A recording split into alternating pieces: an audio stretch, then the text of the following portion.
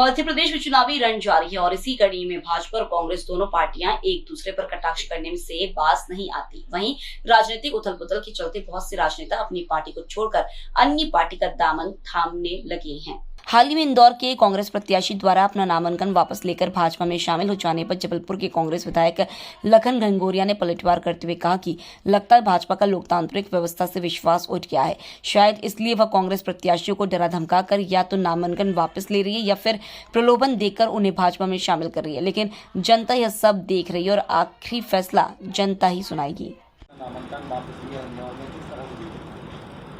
पूरे देश का परिदृश्य आम जनमानस के सामने भारतीय जनता पार्टी लोकतांत्रिक व्यवस्थाओं पर भरोसा नहीं करती और यही कारण है कि प्रलोभन देके या दबाव देके चुनाव को प्रभावित करना चाहती है। इनको अपनी ज़मीन खिसकते हुए नज़र आ गई। 2 चरण के चुनाव हो गए, 190 सीट में इनको बहुत बड़ा नुकसान हो रहा है और जब ज़मीन खिसकते नज़र आ रही तो अब ये चुनाव में जाना नहीं चाहते, इसलिए प्रत्याशियों को प्रलोभन देते हैं या दबाव डालते हैं।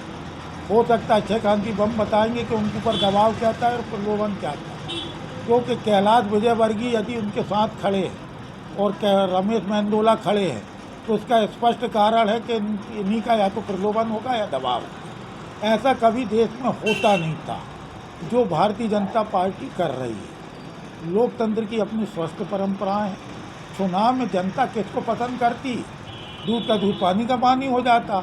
इस टाइप के हथकंडे अपना के भारतीय जनता पार्टी क्या कहना चाहती है, क्या दिखाना चाहती है। कहीं ना कहीं इंदौर से मगर एक बड़ा झटका लग रहा है कांग्रेस को, किस तरह से? देखो, झटका तो पूरे देश को लगा है। 10 साल पहले पूरा देश पिछड़ गया 30 साल पीछे।